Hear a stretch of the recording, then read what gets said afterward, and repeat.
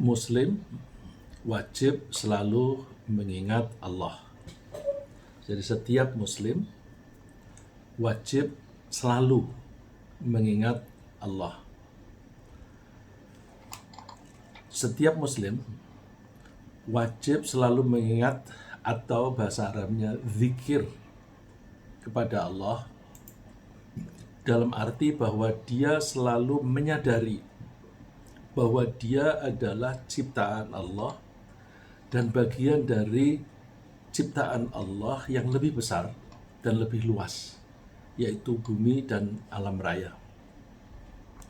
Dia mesti menyadari bahwa dia telah diciptakan dengan sistem yang memungkinkan dia mempertahankan hidup dan diberi kemampuan yang bisa dia gunakan untuk melakukan kebaikan dan bisa juga untuk melakukan pengerusakan.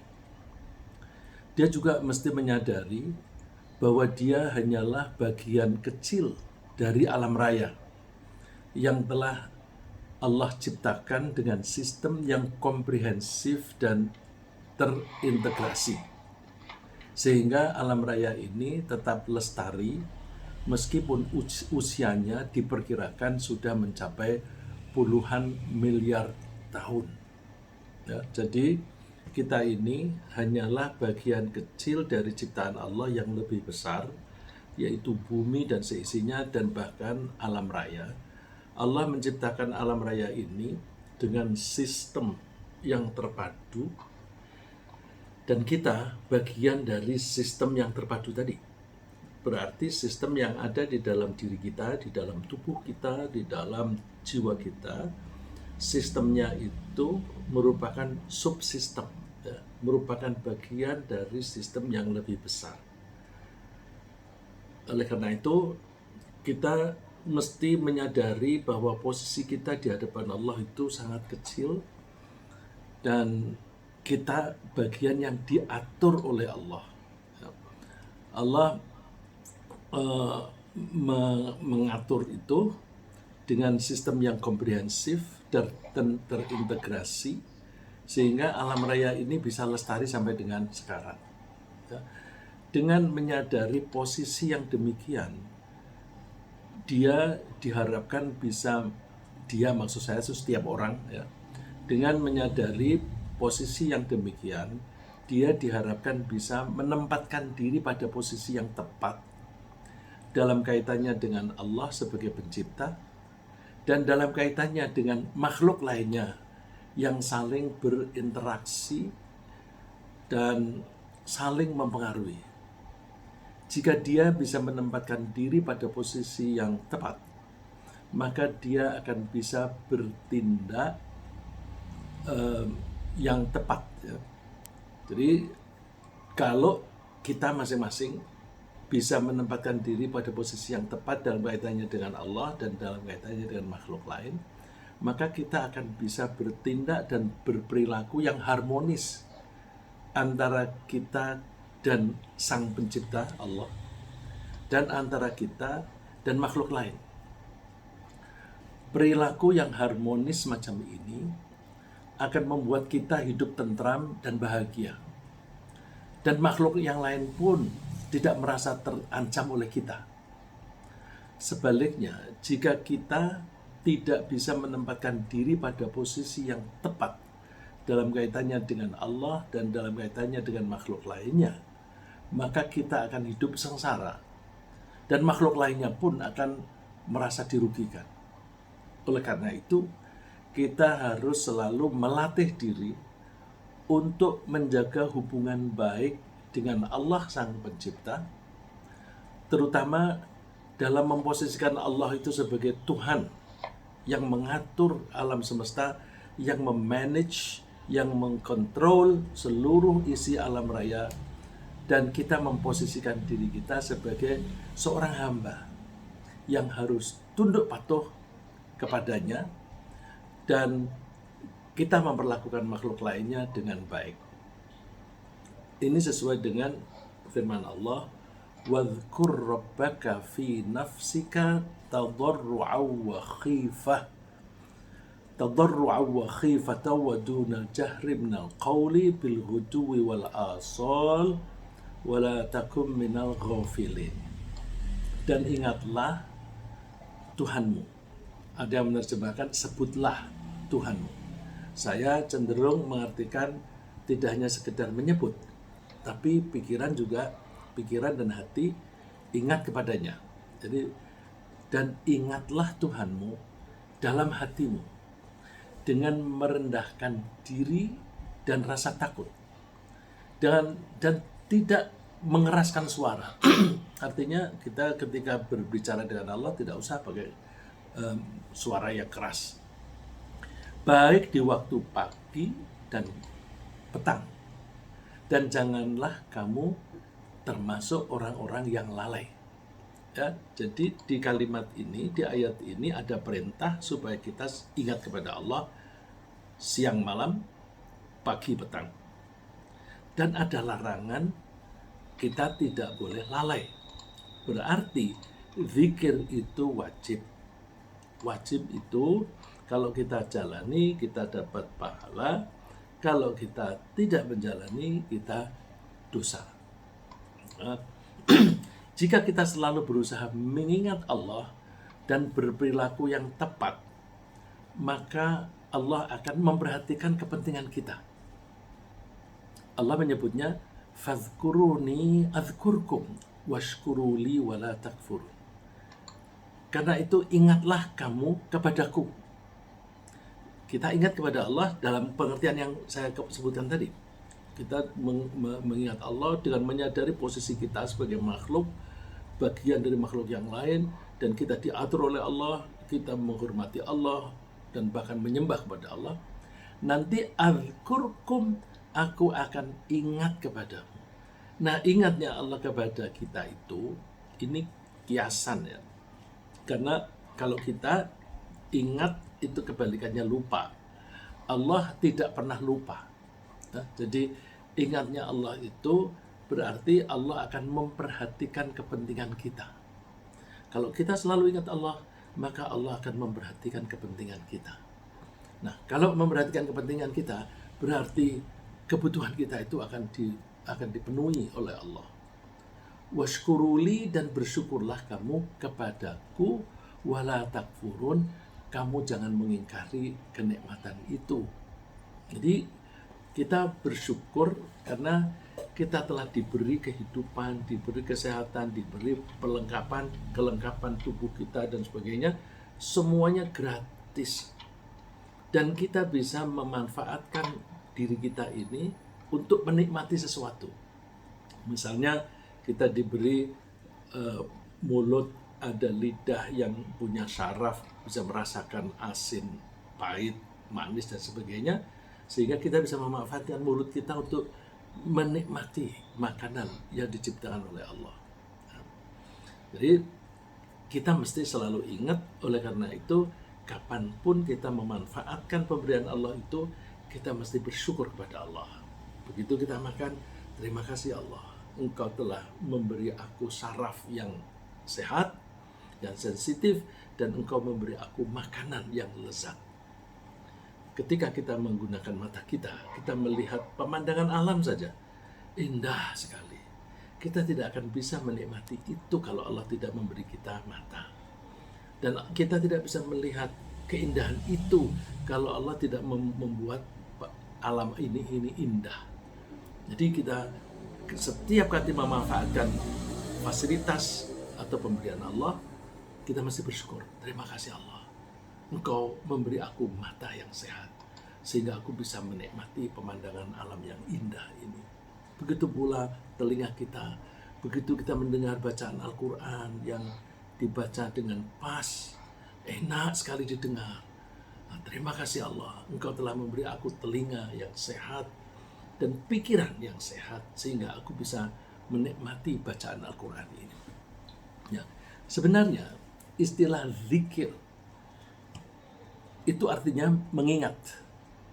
Jadi istilah zikir itu menunjukkan pekerjaan pikiran dan hati.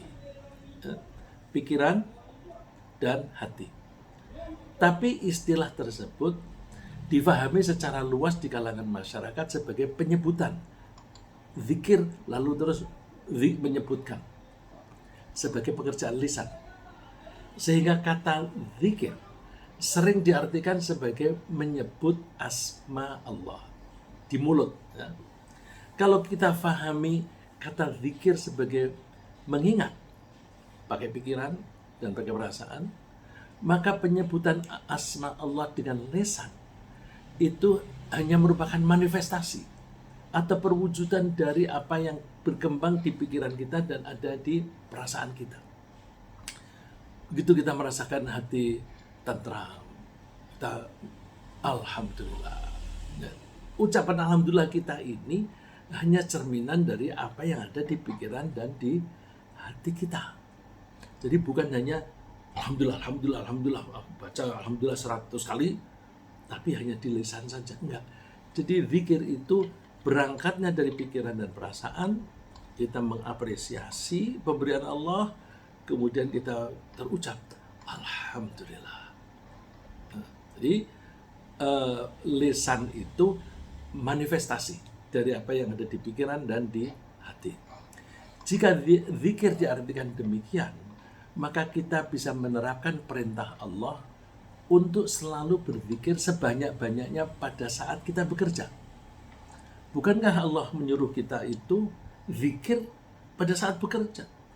Kalau zikir itu hanya lisan, bagaimana kalau kita sedang berdagang, sedang bertransaksi, kita ngomong kepada klien kita? Nanti zikirnya berhenti. Padahal ketika kita melakukan transaksi, zikirnya tidak boleh berhenti. Kenapa tidak boleh berhenti? Kalau kita selalu ingat kepada Allah, aku transaksi ini disaksikan oleh Allah. Karena disaksikan oleh Allah, kalau perdaganganku ini ada unsur kebohongan, Allah tahu. Kalau aku menipu, saya sembunyi-sembunyikan, tetap Allah tahu.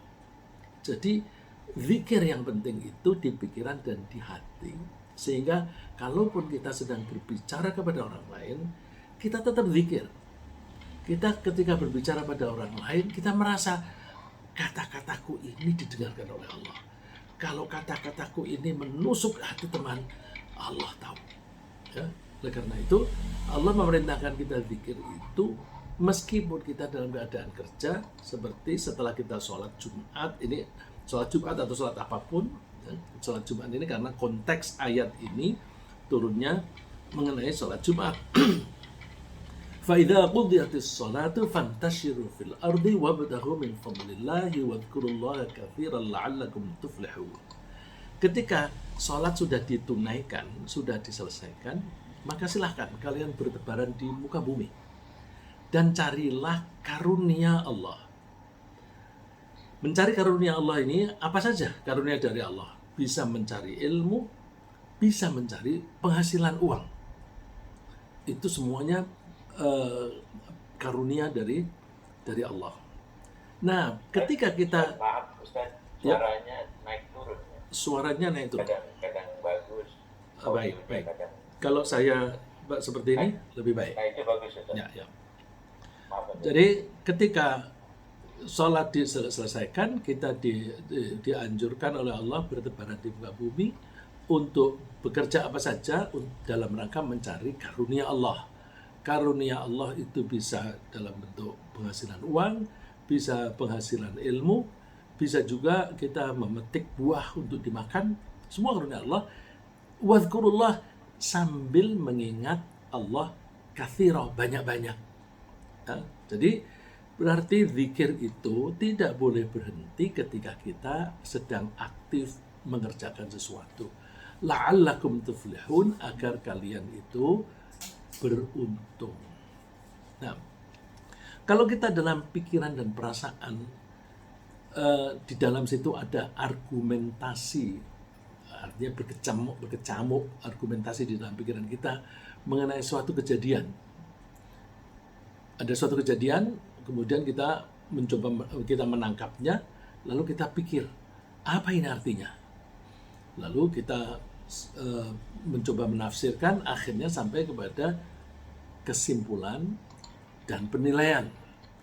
maka dari mulut kita akan keluar kata-kata yang mencerminkan hasil argumentasi tersebut. Jadi misalnya kita melihat ada misalnya pohon durian jatuh, di bawah itu ada orang yang sedang berjalan. Kemudian ternyata orang itu begitu mendengar kresek gitu, dia lari. Pas itu jatuh di tempat dia berdiri tadi, tapi dia selamat. Lalu kita melihat, loh kok bisa selamat? Allah ini yang menggerakkan. Alhamdulillah, Allah telah menyelamatkan dia. Jadi di pikiran kita itu, begitu kejadian, kita memikirkan, seandainya itu jatuh kena kepalanya, gimana itu? Apa enggak berdarah dan bisa mati dan sebagainya? Oh, alhamdulillah, Allah menyelamatkan orang itu. Ya. Misalnya lagi ada kejadian hujan yang turun setelah panas terus-menerus selama 1 bulan, sehingga pohon-pohon di kebun kita atau di jalan-jalan itu pada kering. Maka begitu hujan akan muncul rasa senang dan harapan baik, sehingga keluarlah kata-kata pujian kepada Allah. Alhamdulillah. Ya, terutama para petani yang mengharapkan hujan turun. Begitu turun, alhamdulillah. Ya. Kalau seseorang selalu ingat bahwa dia telah banyak melakukan pelanggaran, ini contoh lain. Ya. Kalau seseorang itu banyak melakukan pelanggaran terhadap peraturan-peraturan Allah, dari mulutnya akan sering keluar kata-kata mohon ampun kepada Allah. Kalau dia menyadari itu, astagfirullahaladzim. Jadi kata-kata yang keluar dari mulut merupakan hasil dari proses yang terjadi di dalam pikiran dan perasaan kita. Kalau seseorang selalu menyebut asma Allah setiap saat ada kejadian, berarti pikiran dan perasaannya dipenuhi dengan ingatan akan Allah. Orang yang semacam ini akan selalu ingat kepada Allah meskipun dia sedang sibuk. Kesibukan dalam berbisnis atau kesibukan dalam melakukan transaksi atau kesibukan apapun tidak akan membuat dia lupa kepada Allah. Tidak membuat dia terlambat dalam melaksanakan sholat meskipun dia sibuk. Dan tidak akan lupa dia membayar zakat. Ini digambarkan oleh Allah.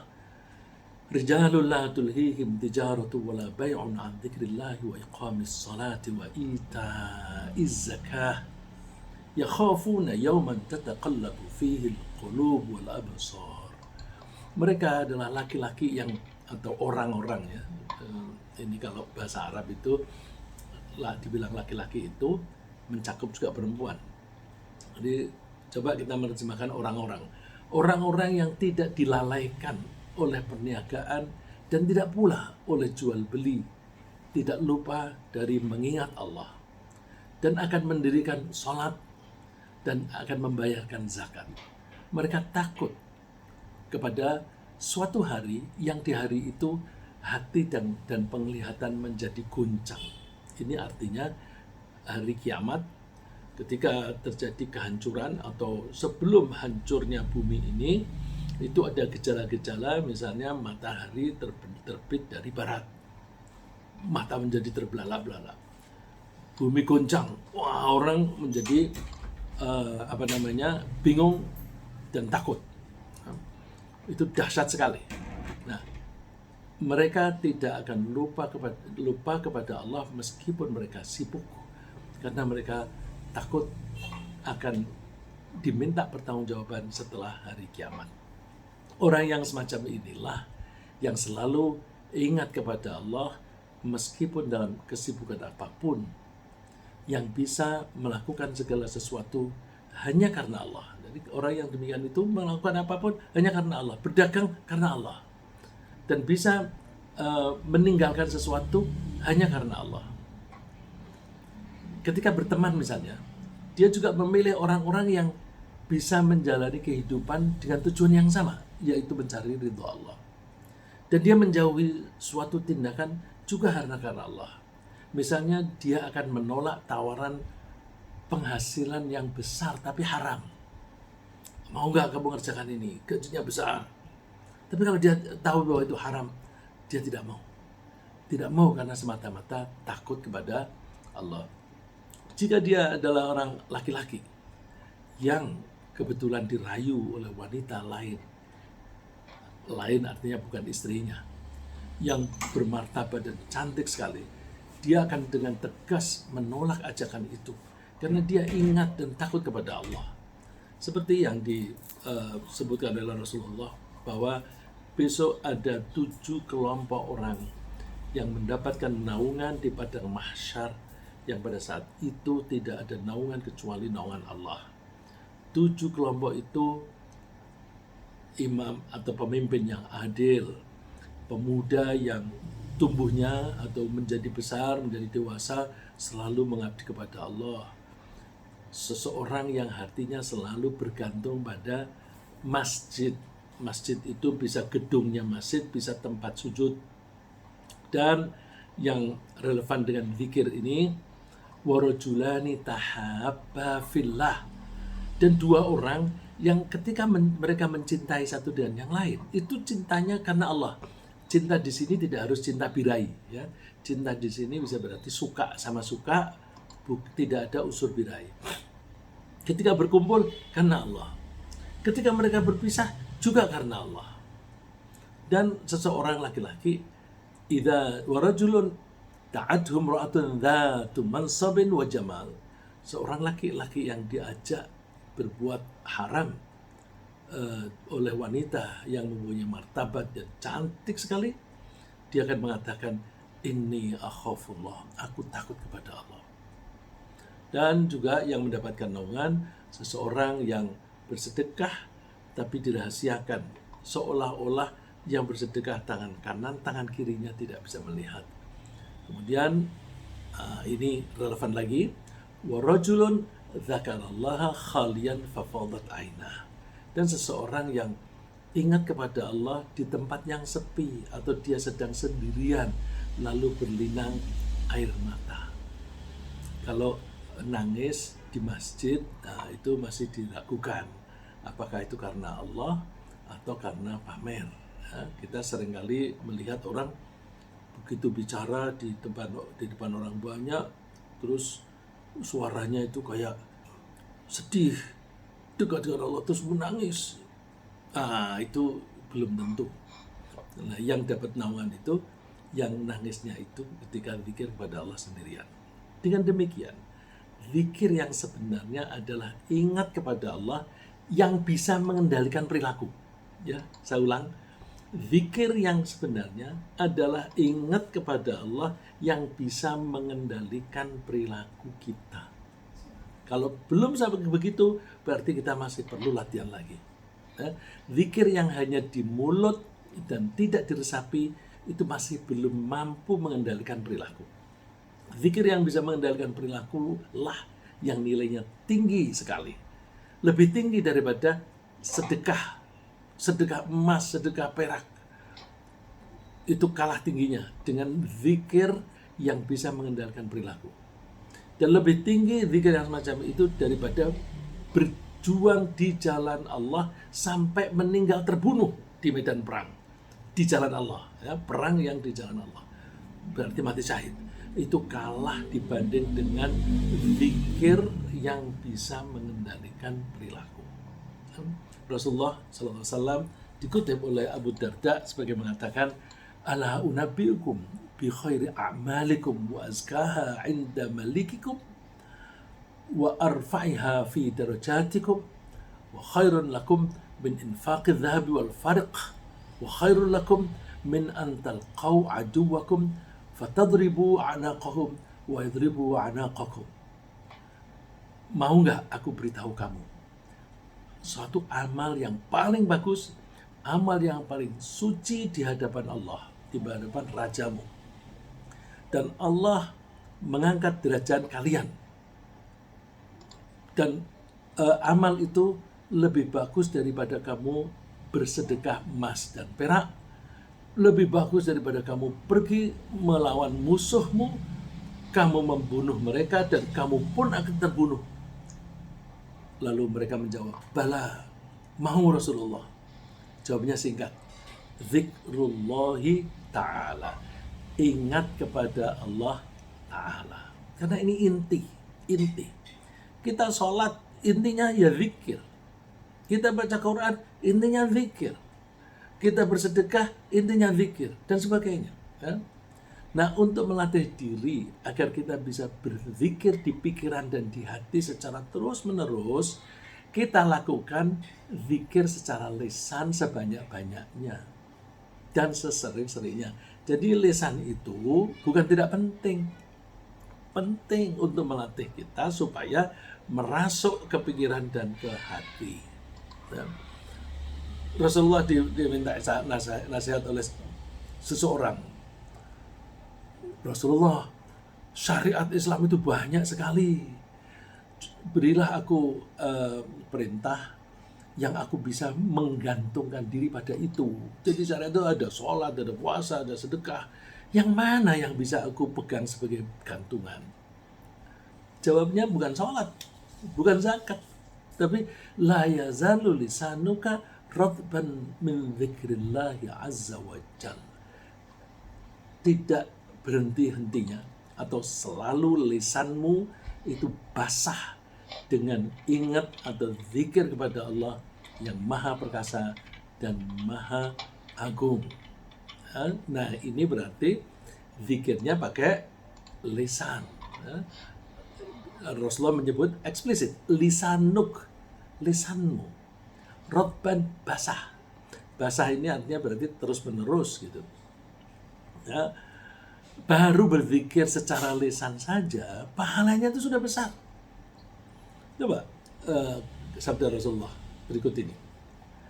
Man qala subhanallahi wa bihamdih fi yaumin mi'ata marrah huttat khotayahu wa in kanat mithla zabadil bahr. Siapa yang mengatakan, ya lisan kan, mengatakan subhanallah wa bihamdih dalam satu hari 100 kali, maka dosa-dosanya dilebur semuanya.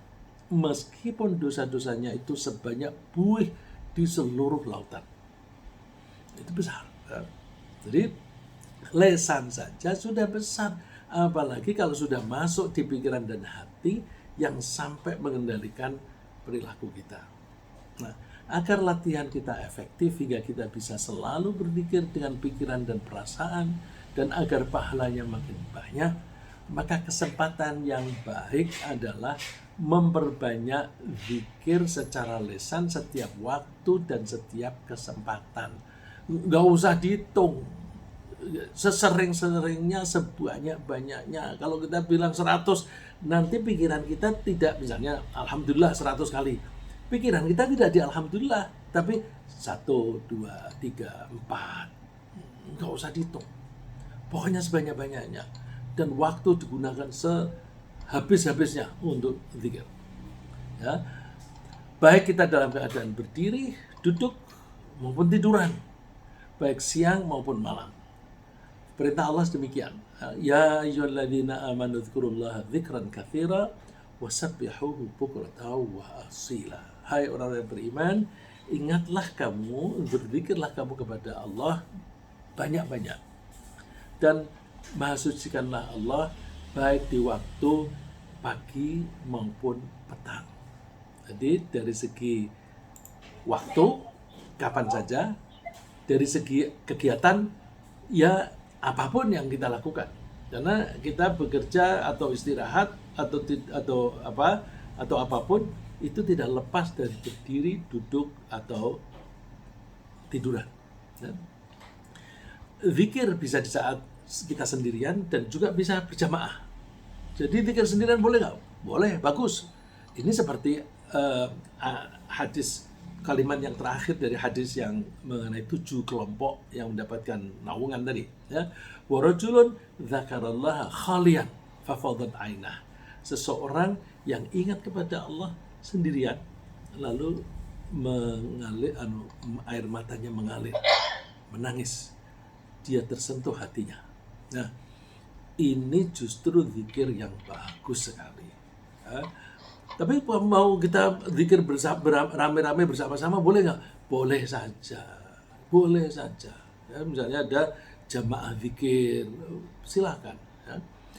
Ya, jadi zikir bisa dilakukan bersama-sama di satu majelis. Nah, ketika kita bersama-sama misalnya di masjid, zikirnya masih sama nggak? Boleh sama, boleh tidak. Jadi misalnya kalau sama itu dipimpin bareng, pimpin bareng, mengucapkan La ilaha illallah. Ya, tapi tentu dengan sopan ya. Itu ada video yang bilang La ilaha illallah, tapi La ilaha illallah dengan gerakan yang aneh-aneh. Bukan yang begitu. Itu mesti sopan di hadapan Allah. Ya. Terus boleh juga misalnya di masjid yang sama masing-masing baca Al-Quran.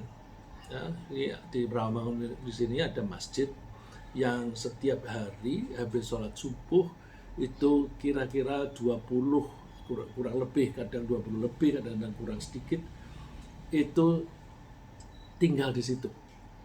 Masing-masing membaca Quran. Nah, itu berarti secara bersama-sama zikir kepada Allah, tapi membaca sendiri-sendiri. Dan mereka itu baca Al-Quran nunggu sampai matahari terbit. Nanti matahari terbit lebih 10 menit atau 15 menit, mereka baru berhenti baca Quran, terus sholat syuruk. Saya melihat, Masya Allah, ini jamaah luar biasa. Ya. Nah, zikir juga bisa dilakukan secara bersama-sama. Ini karena, coba ada hadisnya begini. Rasulullah mengatakan, Inna lillahi tabaraka wa ta'ala malaikatan sayyarah. Allah itu mempunyai para malaikat yang ditugasi selalu keliling. Sayyarah itu jalan terus. Ya.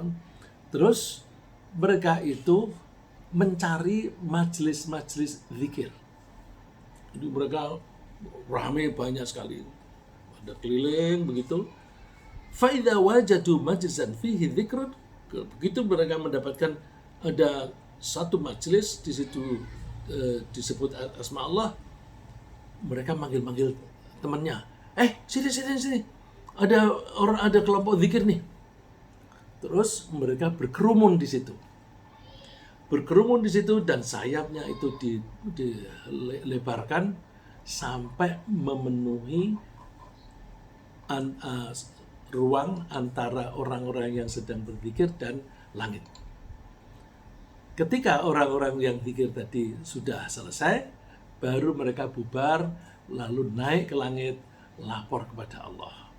Ketika lapor kepada Allah, Allah bertanya, apa yang dilakukan oleh hambaku di sana?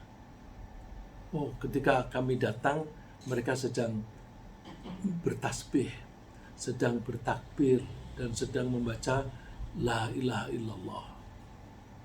Dan mereka minta kepadamu apa yang mereka butuhkan. Lalu Allah bertanya, mereka minta apa? Yas'alunaka jannatak. Mereka minta surgamu Allah. Terus Allah bertanya kepada para malaikat itu, wahal yarau jannati, apa mereka pernah melihat surgaku? La, enggak, wahai Tuhan. Terus Allah bertanya kepada malaikat, seandainya mereka sudah pernah melihat surgaku, kira-kira bagaimana?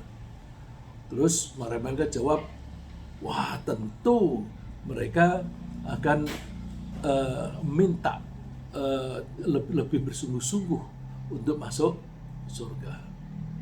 Terus mereka minta perlindungan apa? Mereka minta perlindungan dari neraka Allah. Allah bertanya, emangnya mereka melihat atau pernah tahu neraka saya? Neraka yang saya bikin? Enggak, Allah. Terus bagaimana kalau mereka mengetahui? Oh, tentu mereka lebih takut dan lebih bersungguh-sungguh ketika minta perlindungan itu. Terus oleh karena itu Allah mengampuni mereka. Ya, jadi hadis ini bisa dipakai sebagai dalil.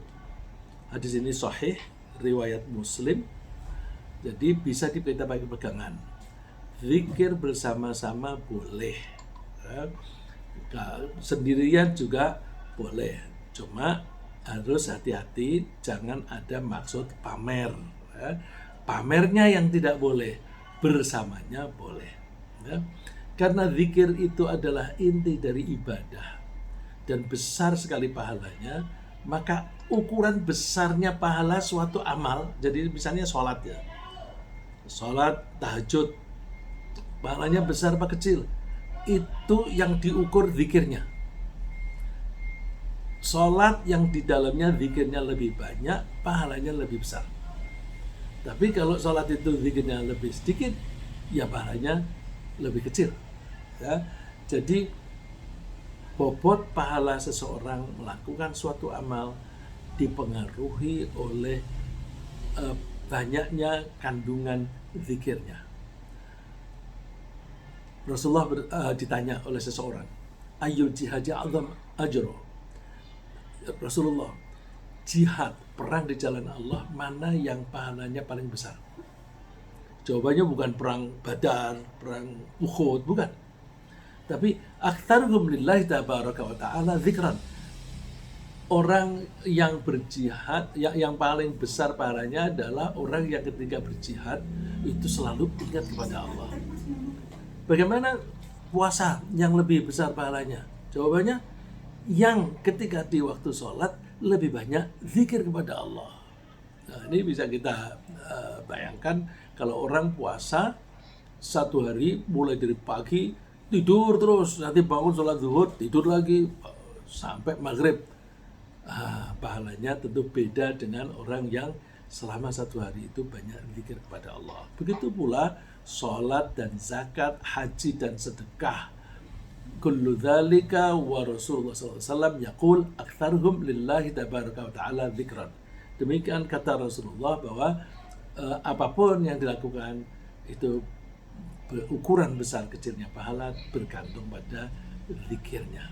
Ya, ringkasnya yang kita bahas pagi ini bahwa setiap muslim wajib selalu mengingat Allah. Mengingat Allah atau zikir dilakukan terus-menerus meskipun pada saat sibuk bekerja. Kesibukan bisnis tidak boleh membuat kita lupa kepada Allah. Zikir harus mempengaruhi perilaku kita, sehingga apapun yang kita lakukan hanya karena Allah. Zikir lisan adalah zikir latihan, ya, adalah latihan untuk bisa zikir dengan pikiran dan hati. Zikir boleh dilakukan saat sendirian ataupun bersama-sama, dan besarnya pahala suatu amal bergantung pada banyaknya zikir.